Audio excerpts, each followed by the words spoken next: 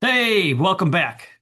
My name is Joel. I'll be your instructor for History of Design this semester, all 16 weeks, unless something crazy happens, which it won't. Um, so it's standard class. We're going to meet Tuesdays and Thursdays from 11 to 12:30. It should only be 11 to 12. The first week, the lectures get a little bit long, but once we get in a groove, they'll shorten out and it'll hopefully be more entertaining, less weird college info.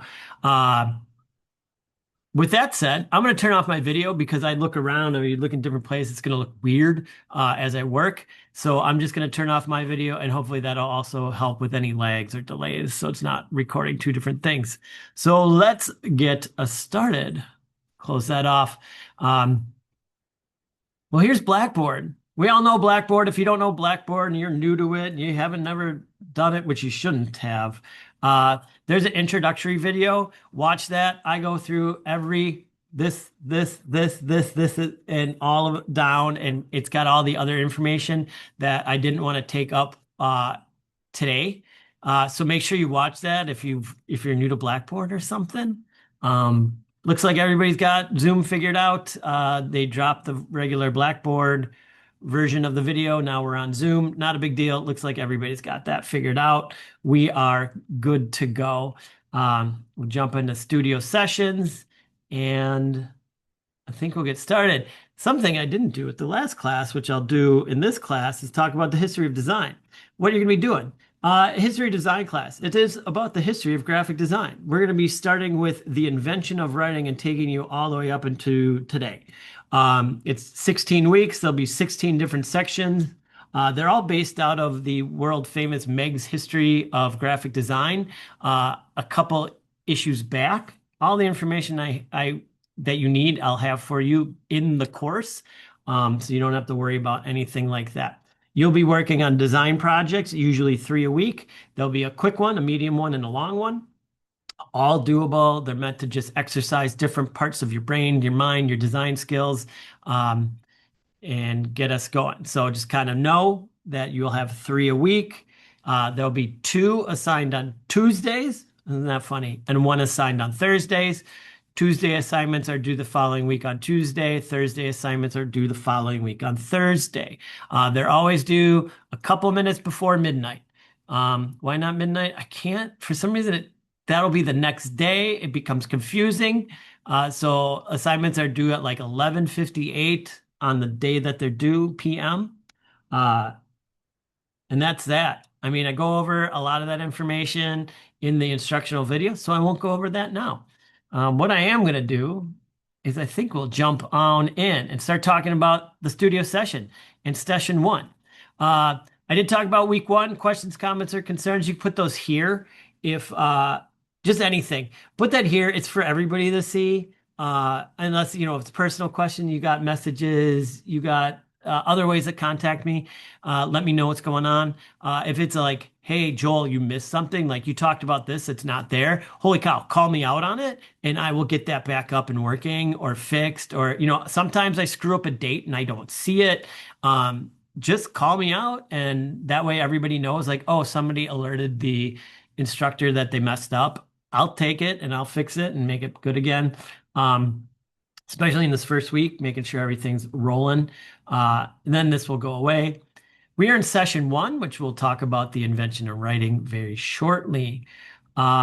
Every week, I have to take attendance. It's mandated by the college and colleges across the world that we take attendance because some people are online. Some people are here in person. Thank you. Love the in-person people. And I have to take attendance some way. So you take this little quiz. It says 15 minutes. This should take you 5 minutes. It's 5 questions, all graphic design based. Just answer the question. You can look it up if you so need to. You just hit start attempt and then you hit continue. Question 1. Oh, this is the exact same. It didn't randomize it. It's supposed to randomize them. All right. If you're in branded media, what is a palette in design? Oh, the answers are randomized. Well, it is a color selection. You think of palette and color, that's a palette color. It's not a texture map. It's not a font choice. It's not a layout structure. If you're like, I have no idea what that is, you can grab it. You can copy it. You can go up into Google and you can paste it and it'll give you the answer. The set of chosen colors used together. Great. Use it. All these questions are all graphic design based. They're all due this Thursday before midnight, so I can take attendance on Friday. Friday morning, I get up and I go through attendance. Boom, boom, boom, boom, boom, boom. If you didn't do this quiz, you did not attend the classes. And if you don't do this and you miss two and you're dropped, but you did all the home, but Joel, I did all the homework and I talked to you in person. I'll be like, but you didn't do the attendance. That's how I take attendance. It's just kind of like you do it. So I don't need to hit save and close. Save and close. Oh, I have to pick one. Save and close. So do those. Assessment due date 8/27 at 11:59 p.m. Make sure you get it done. You can do it ahead of time. Fun. Some people did it like on Sunday, which I was like, great, just knock it out. You do it, you do it. That should take you 5 minutes, not 15. Big part is mid-session project review. This is an open discussion board. So halfway through, during the week, Monday, Tuesday, Wednesday, Thursday, Friday, and Saturday morning, I will check this. And if you got a question, hey, I'm working on this project and I just don't know how to do this. Or can you take a look at this and let me know like what I should improve on it? I will check it. I will give you like a little video and be like, you do this, and fix it up. It'll be great. I don't understand how to do this. This is where you put it. Ask me any questions. I will check all your work. What does that do? Kind of guarantees an A. If you're like, oh, I wasn't sure how to do this, but I didn't feel like asking Joel, and then I did it wrong, and he gave me a bad grade. But then, then you're just kind of like backtracking. Oh, can I fix that? Like, this is the thing. So when you figure, like, if something was wrong, you check with me first if you didn't understand it and get it corrected, rather than turning it in, me telling you missed something, and then you asking like, well, can I go back and fix that on top of all of the new stuff that you're giving me? So you're just setting yourself up for a little bit of a failure, like adding more work to your plate, when just every week you can just be like, I'm not sure if I understand this. I'm going to send it to Joel and he'll tell me right away. I'll get back to you. Like I said, I check this every day and Saturday mornings. Sunday, it's my day off. So the other part about this, if you do the mid-session project review, but you post it Tuesday, like after 5 p.m. for the assignment that's due that night at midnight, it won't get checked. Like I check within reasonable hours of a work day. If you're working up in that last minute, you're like, geez, I should check with Joel. You should have checked with Joel way earlier. So just understand. Are you still there?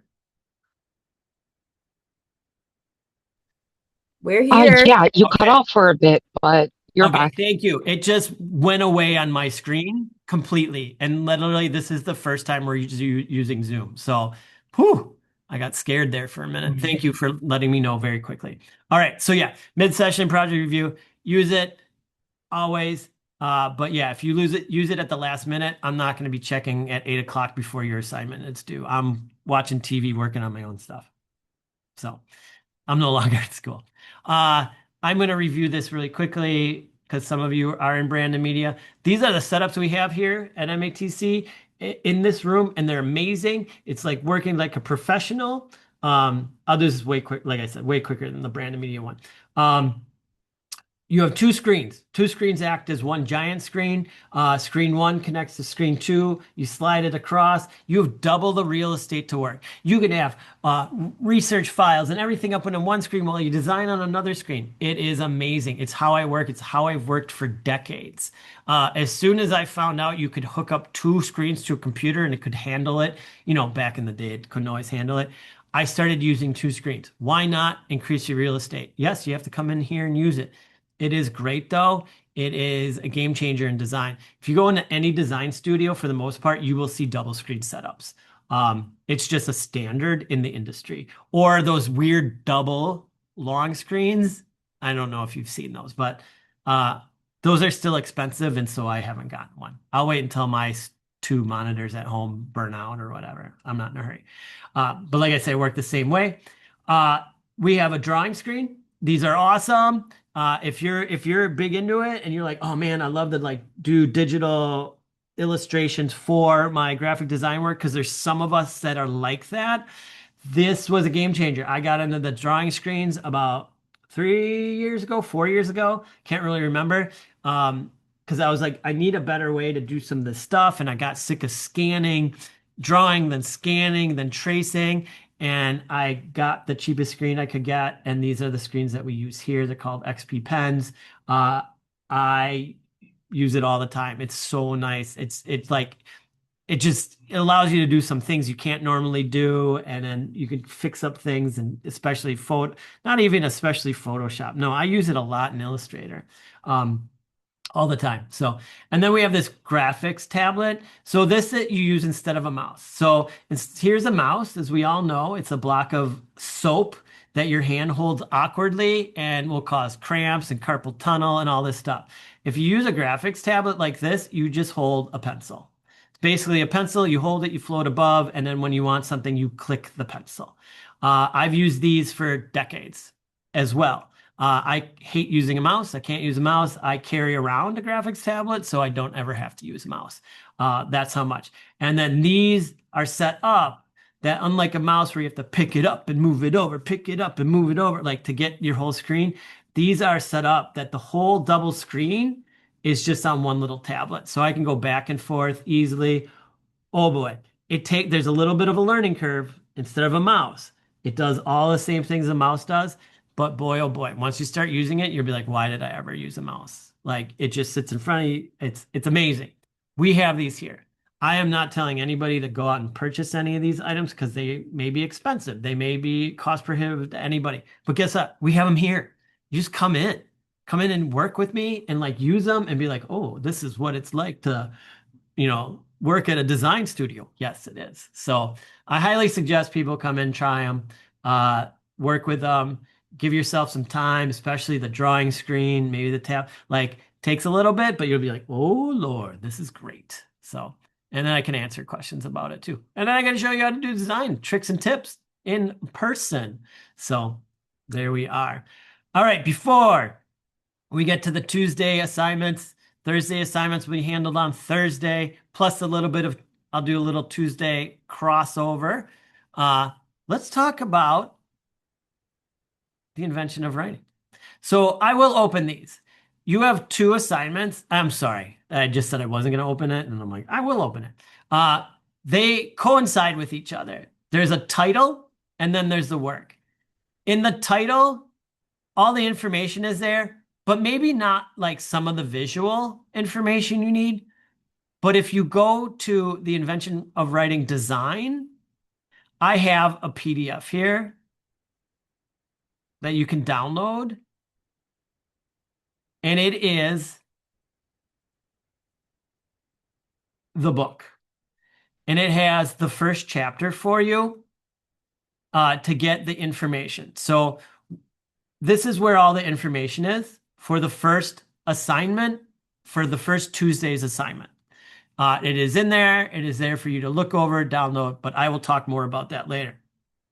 What I'll talk about here is I sometimes, for each chapter, I just come and I pick out like 10 things that are interesting to me personally, and I'm going to tell you about it. It's like a kickoff. So I'm not just handing you the book and being like, good luck. See, like these are like 10 things that I found interesting, and I'll do it every week and we'll talk about it, and it will maybe give you a different perspective. So I'm going to go over this first, and then I'll do those Tuesday assignments, and we'll be done. And then we'll get designing. We'll get kicking off. So the invention of writing. So the big first thing we talk about, and this is where I want my drawings. This is where I scribble all over the place. Yep, I want to draw. All right, we're good. All right, from speech to permanent record. So writing was, sorry, I did use a little AI to help me with these. So some weird words like quantum leap for humanity. This is, you hear about like prehistoric. That means prehistory. History didn't start until people started writing stuff down. Before there was written history, nobody knew what the hell was going on. because there wasn't anything written. It's just like thought about.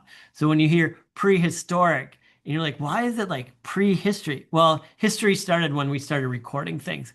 And then we could find that item, look back, and be like, oh, we were able to surmise from this writing we found from that, 2,000 years ago that something happened. So this was, this is the biggie, speech to permanent record. Uh, Most of the stuff, it wasn't created for poetry or art, all about business.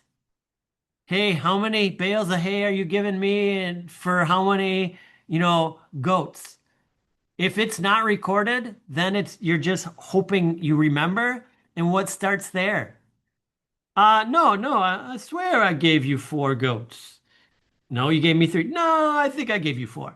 Here, I have proof in this little clay tablet right here. Like I gave, like there, it says four, like or whatever the number is. I have a written record of that, and then somebody, recorded that, and so it's writing came about is to, for cheats. Here it is. This is it. You have your stuff. Um, so that's how it all started. And as you can see, it's weird stuff. It's kind of based on these, which we'll talk about in a little bit. Um, it was all symbols. So yeah, it's all symbols, the evolution of symbols. Writing moved from pictographs, sketches and objects, to ideographs, symbols for abstract ideas. Um, and that just kind of goes from, we're going to evolve from these to this in the time, but like a picture of a foot eventually meant to go or to stand. So you would equate the image to an activity sometimes. And so that, people had to kind of understand that. And we still do that today. I think of the frickin' emojis. I always forget about that. Emojis.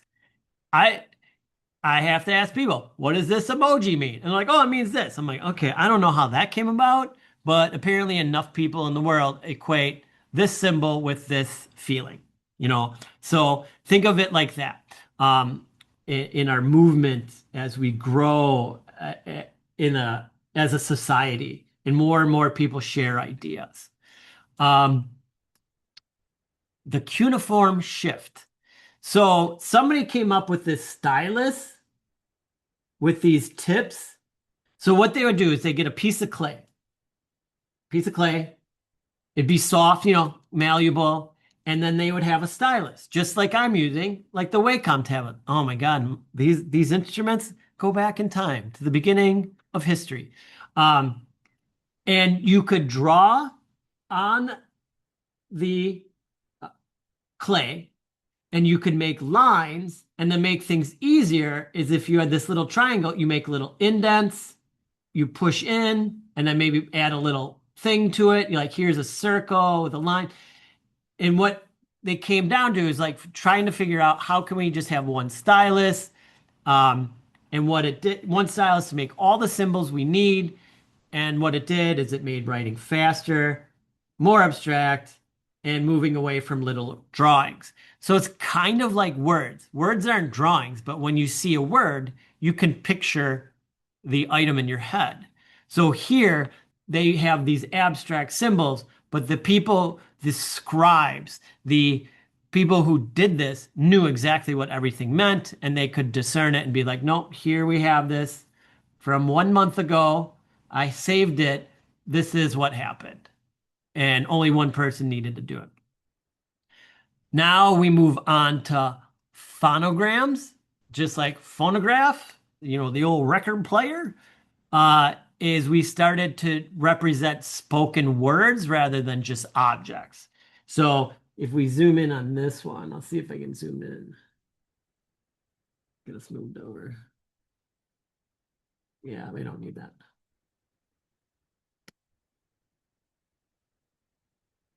Come on. This. All right, so you can see here, we'll do like, it's, 3000 BC, how the symbols changed to mean different things over time. And then it just became this abstract symbols. So, uh, Lou, whom, like started, it looked like a person laying down, and then they add lines and they did something else. And then here it is. You could take your triangle and be like dot, dot, dot, dot, line, dot, line. And then you'd be like, that means which man, ruler, person. So it's just easier to draw. Here, woman, sideways, and then now you just draw it like that. I didn't invent this stuff, so you may be like, it seems more complicated, but apparently it wasn't, and it made things more fluent over time. So there we are with that. Oh, I don't know when it ding dongs. Is that a question or somebody joining? If you have a question, yeah. Oh, I'm gonna mute you. Mute you. Dang, I was trying. There. There you go.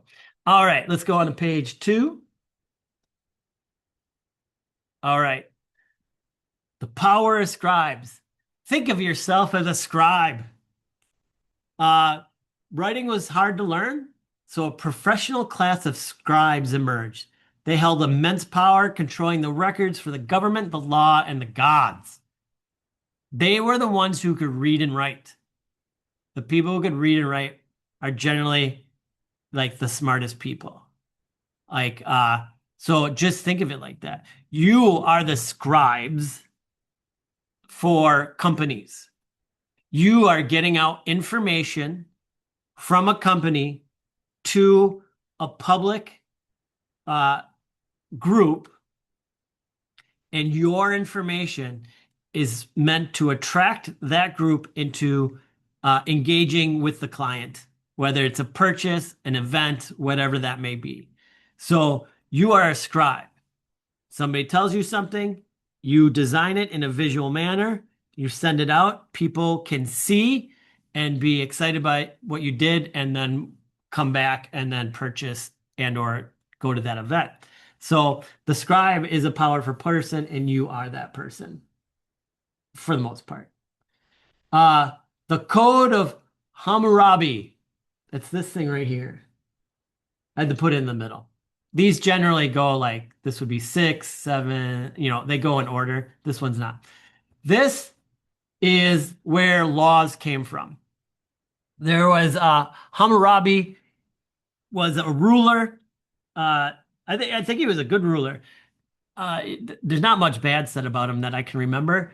But in the middle of town, he had this giant, this thing is giant, and it's called the Code of Hammurabi. And in the middle of town, it was a column, and it had every law written on it with the consequences of every law. So, like if you stole something from someone, it would be like stealing. Let's say stealing an object, and then it'd be like dash, dash, dash, removal of hands. Like, and it was like severe consequences to the laws, but it was all written down. It was so everybody in town could at some point walk up to it, read it, and be like, okay, if I do that, if I steal from somebody and I get caught, this is what happens. This was a first of its kind. And then it's basically what we do, but it's ingrained in our society, our laws and whatever. So this is the starting point. This is where writing, why it's so important, and why being able to write things down, and why to communicate visually to people of what's happening.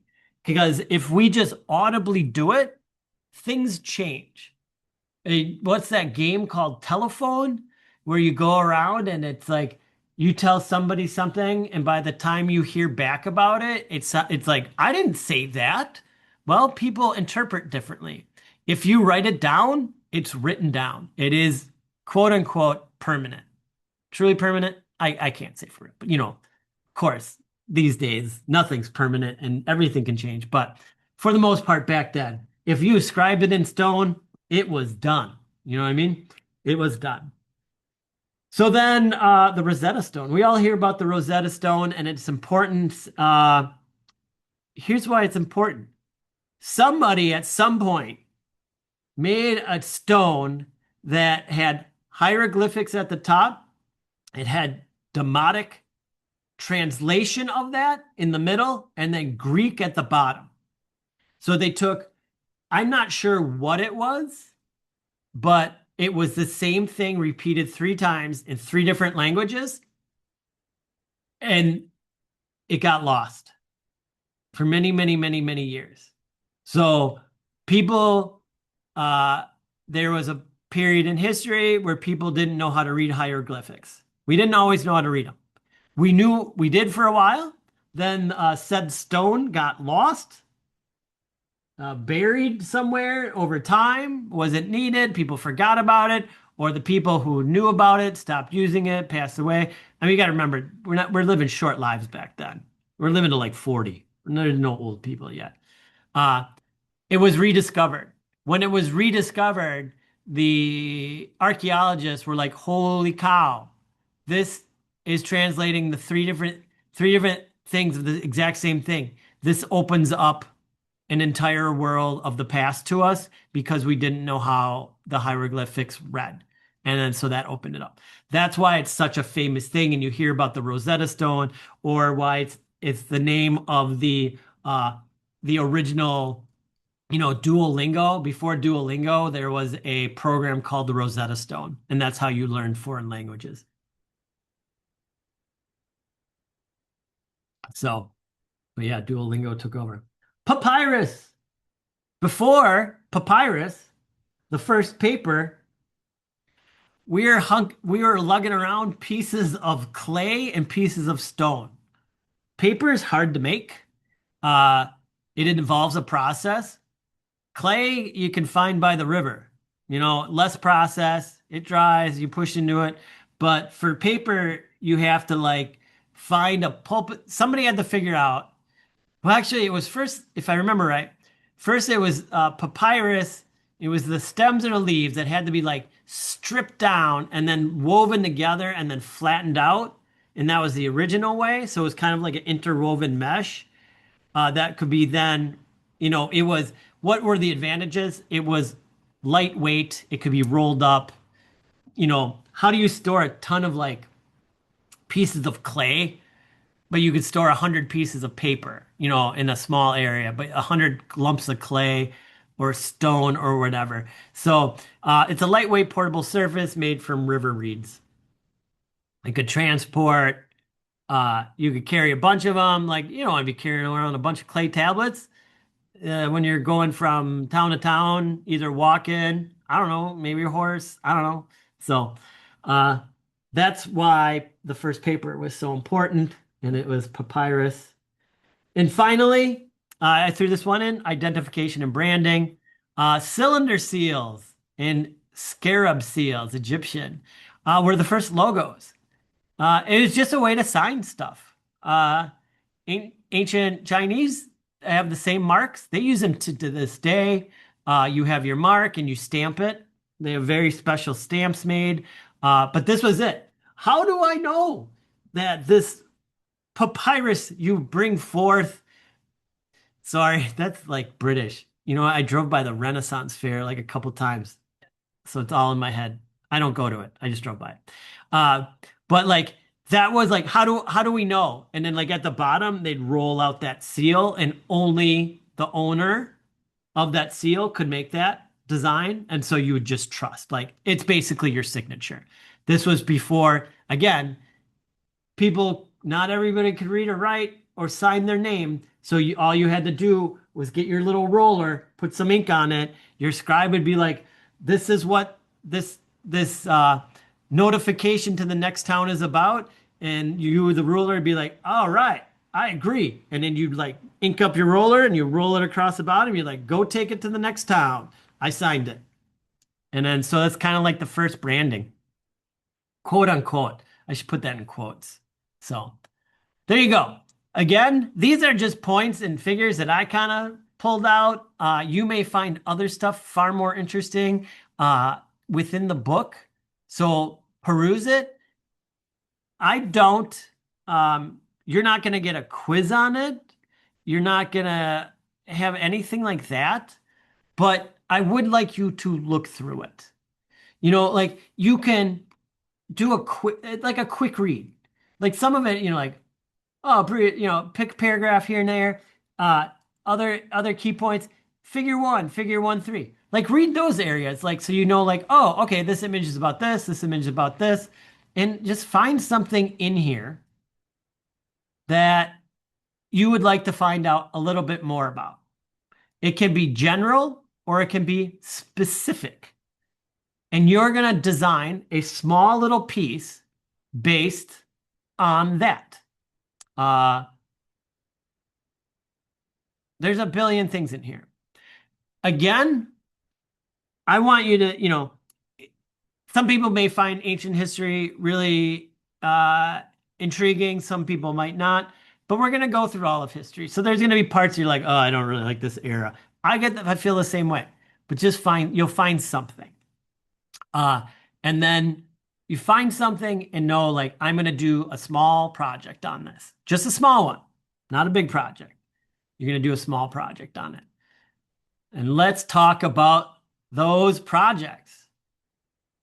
And I'm going to go through them a little bit. I'm going to show you some examples. I'll show you how to get started. Today, as the first week gets a little long, but I will start to do the assignments with you when I'm not talking about so many other things. Like I'll literally be like, okay, I'm going to set up the document.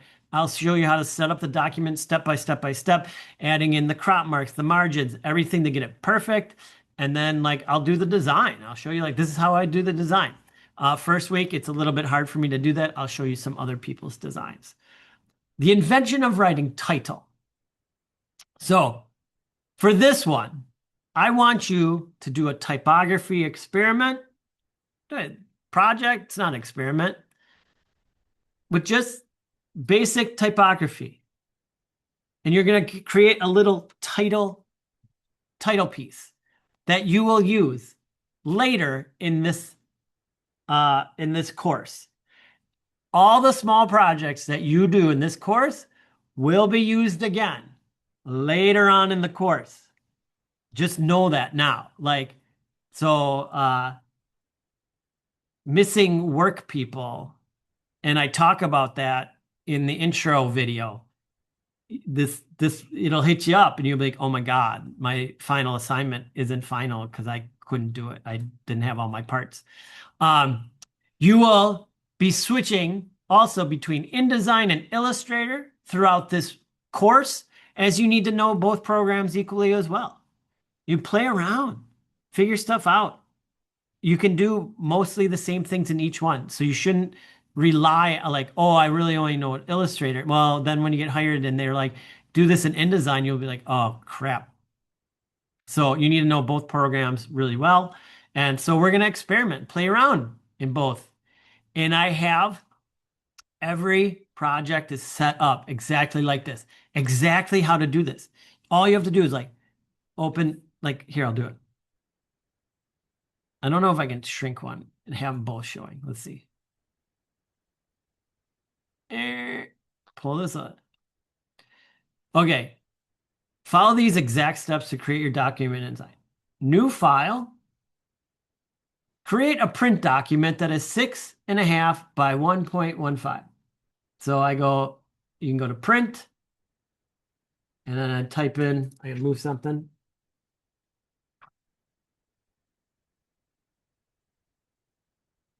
.5, tab. I use tab a lot. Why move my hand when I can just hit tab? All right, 1 page. No facing pages. See that? This is how you do that. Facing pages doesn't work when you turn this off. Right? Facing pages. Have that turned off. Otherwise, when you open the document, you get that weird master page that shows 2 pages, even though you don't have 2 pages. You just turn that off. No facing pages. Margin, 0.125. Now, if I hit tab, it populates all of them to 0.125. Bleed. Sorry. 0.125. Tab. Populates all of them. I'm done. And then Then I'm going to turn on the ruler. I'm going to pull one vertical, one horizontal line. Create. Da, da, da, da. This looks really dumb right now because it's shrunk, but I'll pull one vertical guide and well, I'll do that, but I'll do my layer. I'm going to have a title and a background. So one layer, title. If you don't work in layers, you're going to start working in layers. Why? Oh my God, organization. You don't have to lock things, unlock, lock, unlock, boom, layers. You just turn boom, boom, boom, boom, boom, boom. Easier than that. So, all right. So I'm going to pull this out. This is supposed to be tiny. And then I'm going to pull, and I could, make sure you put on a title. Pull it. And it should lock to the half points. When you pull it, you'll feel it. You'll see it like kind of snap in. There you go. That's split in half. And if I go to view,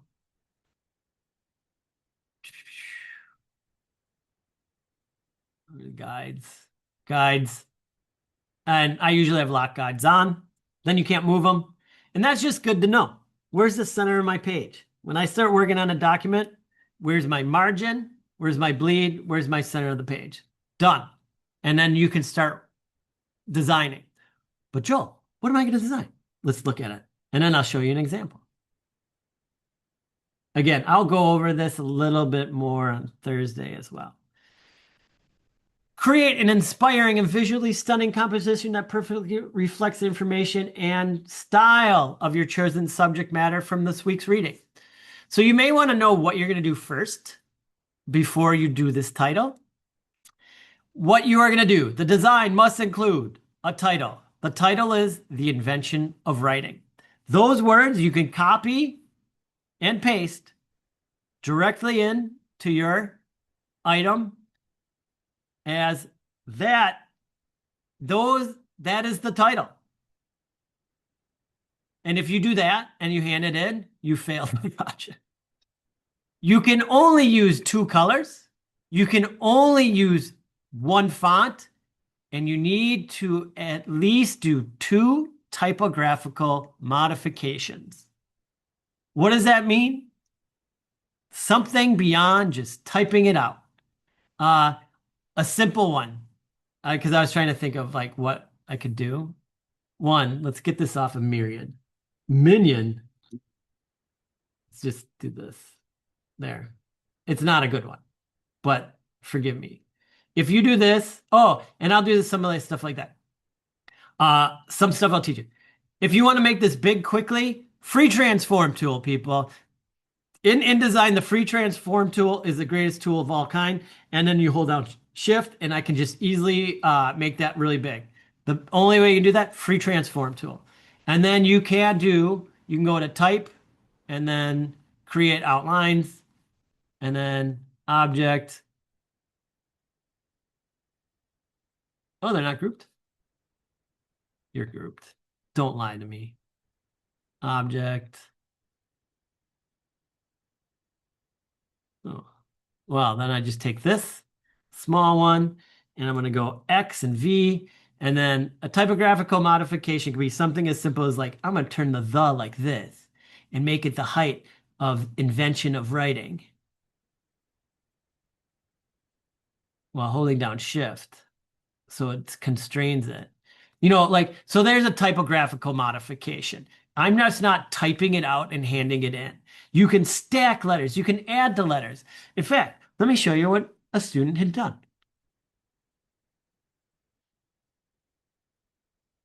There's the one version, and then this is the client version, which is cleaner. So see the typographical modifications? They had a little fountain pen in there. It doesn't really pertain. This should be a cuneiform stylus, if you know what I'm saying.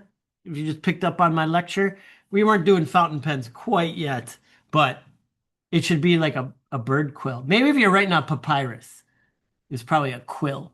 So this is what a past student did.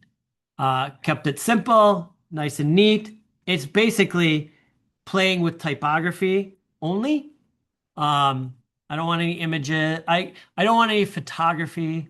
You can add color background and stuff like that, but keep it simple. Just kind of think about the type, playing with typography. It's so much fun and opens up so many avenues, and these are quick. I want you to only spend like an hour on this. And an hour is a long time. So I'll get in that for a second. If you set a timer for 1 hour, tell everybody you know and turn off all your notifications for 1 hour. If you sat and done this project, you'd be like done in 30 minutes and be like, oh, that didn't take me an hour. I wonder why. Well, because you weren't interrupted every 5 minutes and then looking at something else and then restarting your project. You just did it. I live by that. I do that. I don't have notifications on. So when I'm grading, when I'm doing your projects, I'm grading, I don't look at emails. I don't look at anything else. And then sometimes I'm like, oh my God, I didn't look at emails and somebody has a question, but it's because I just concentrate on just the project. You will export the project in 2 ways. And I'll go over this more in depth on Thursday. But every project, you'll export a PDF in 2 ways. You'll do one for press, which will include crop marks and bleed, and you'll do one for client, which will not include crop marks and bleed, and will be a lower res version for sharing with the client. It's something that we need to get used to doing because the client doesn't need a PDF of the immense giant project when you're like, oh, I can't, like I'll email you it. Oh, it's 40 meg. Well, if you do a small PDF, it won't be 40 meg. You can send it by email. They can look at it and just know, for the most part, the only thing that changes is they get low res images, and you just let them know, we're sending you a low res PDF for you to preview. And it doesn't have any of the crop marks to confuse them, anything like that. They just see the information as it is. And then the other way is the print ready is the press people at the printer do need it high res. They do want to see the crop marks. They do want the bleed on it. So they want everything. So you gotta have to get used to, you're always giving different files for different people for different reasons. It's just not like, oh, I'll just give you this. Oh, can I just give you the AI file? No, you don't often have to share your original editing file, especially your client. They would never know how to open that. So you'll export 2 ways, and then you upload your working file in 2 PDF documents, and then there's a peer review. I want you to look at other people's work. Start seeing, hey, what are you working on? What did you do? How did you do that? That's cool. Like ask questions, give compliments. I look at these. Don't just write, looks good. That doesn't help anybody. Look at somebody's work and be like, oh my God, the way you manipulated that E is super cool. Great. Yeah. Look at something specific. Oh, your project made me think of something else that I want to do next week, like what you did there. Like I'm totally going to use that. So peer review. Each project has the due dates. It says there's 2 due dates. It is submit 1 post. The post is your upload, and then 2 replies. As you can see, the time is 11:58 and 11:59 on the day it's due. It's the closest I could get to midnight. And after that, it's late. It's late. So, and to submit it, you're like, how do I submit it? As soon as you click on there, it gives you the attachment, and then you just add your files to it. If I was the student, I'd include these three files, which is my working file and the 2 PDFs, because I check them, I open them, and I look for mistakes, and then I get back to you. And I'll say like, oh, looks great. Size is wrong, this, that, the other. So that's what you upload. And then once this is done, you'll see the other people's posts, and you can look at their work and then make your little comments. That is for the title. Quick one. This one, a little bit longer. Within that chapter, I want you to find a subject matter, and you're going to create a small piece for it using the following parts. So you can download the book. You are going to create a composition about something you found interesting in this week's reading. The composition will be designed in the style of your subject matter. Include a 200 minimum words about the chosen subject and 5 new period correct images. 200 words. Use GPT. Use the website to find that you found images. This is just like about going out and being like you could do like cuneiform. Start finding out about cuneiform. Look at this, like great stuff. And then if I clicked on images, and then I go to tools, because I want big ones, I go to size and large, and make sure they're all large. You'll be like, okay. And then when you click on them, it'll give you more information. You like can copy and paste some of that and be like, this is a cool image. I'll use this one and this one and this one. You find your images. You can get your 200 words from ChatGPT. I'm not as concerned about like you writing a report. What I'm concerned about is, can you typeset properly? So that's why. This is about typesetting. You're going to get information from a client, a Word document, and you have to typeset it. I'm more about the typesetting, but I want you to have, ask Gemini, which comes free with MATC, whatever, use that. You're going to create a document. This one will be in Illustrator, 7 wide, 5 tall. And as you go through, and I will do this more because I'm trying to get us done by 12. I'll do this again tomorrow and I'll show you an example. But follow the margin, the crop marks. Title, you're going to create a title layer, an images layer, a paragraph layer, a background layer, and then rearrange the layer order. The design must include a title, 200 words, 5 new period correct images, and a background design. When I say 5 new period correct images, there's very rarely 5 images in that PDF that are usable. So that's why I mean my new is like find something else. Like, oh, I wrote on ancient Egyptian hieroglyphs. Like find some cool ones that you think are cool and not just like baseline. And then you will be saving it 3 ways. Again, and sending it up. Let's look at an example. So I will do the student client. Oh, that's the title. Eep. Chapter 1 client. Here we go. Just a nice, simple design. Clean, clear, easy to read. You can start simple right now. Just start like, okay, I got 1, 2, 3, 4, 5 images. I got a title, it's cuneiform, and I got my 200 words typeset. Bingo, bango, did it. In a background, a cool background, right? This is the client version. This is the press version, in which I can see that there is indeed bleed and there are crop marks included. And then we'll open up, this may fail because I don't have apply to all, ignore the images. But then you can see what the student did. And the student, has all the correct layers, crop marks, the margin is there, properly put in. They even included a grid for themselves. This student designer uses grids, and they set that up using the templates. Very good. And then they have title, text, images, background. So very organized. And so I want to see your Illustrator document as well. Is there any immediate questions, comments, or concerns about the assignments?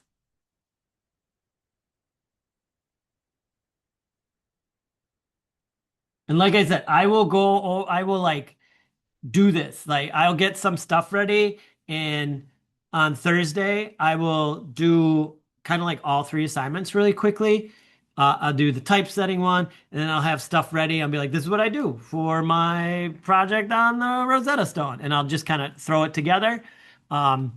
And I will continue to do that throughout the semester. So you can see how I design, how I gather stuff, how I do stuff. And then we'll start on the big research project. I shouldn't say it's big, but it's one that's going to continue for a few weeks. Yes.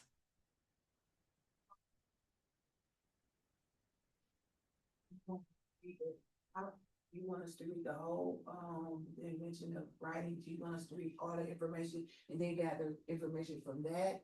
Or do you want us to do our own research? I want you, so the student asked about what we do with this, the Invention of Writing PDF. I want you to look through it, find something that you're like, oh, this is kind of cool, and then go onto the internet and find more information about that subject matter. I'm not asking you to read the whole thing, memorize it, anything like that. Just simply like kind of go through it and you'll be like, what is this about? 125. What is it? American Paul Rand. Well, this is too new, hieroglyphic. But if you're like, oh, this is how letters became type, like you may want to do that. So just kind of you go through it. I'm not asking you to read this thing word for word, but whatever you choose, your subject matter for your historical design must come from something from chapter 1. Does that make sense? All right. Yeah, because I know people read different ways. I'm a horrible reader. I'm a skimmer. I'm like, blah, blah, blah, blah, blah, and I miss half the stuff, and then I'm like, ooh, then I concentrate on the one thing I found interesting. That's not wrong. Then work with that. You find it interesting, find out more about it. Like this. Kind of interesting. 113. Old Babylonian mathematical school tablet showing how to calculate the diagonal of a square. This predates Pythagoras by 1,200 years. That's crazy. This is for school. And look at what you have in front of you for school now. Here, children, pull out your clay blobs and we're going to go over this. So, very cool. Any other questions? And I'm around, like you can reach me 1,000 different ways. I know this is coming at you. It's the first week and things might not sink in until tomorrow. I'm around. Ask me any questions you got. So there we are. So I'll conclude our first session. I will post. You will see after this. It takes a couple minutes. I will post the video here so you can rewatch the video and double check anything. I will post it as a YouTube link. So then you have the ability to watch that on your phone anywhere. It's easier to fast forward, scroll, go zoom in, zoom out, put on closed captioning, whatever you need to do to rehash anything. So there we go. That's it. Let's open this up. With that said, thank you very much, and I will see everybody on Thursday. All right, take care. Bye-bye.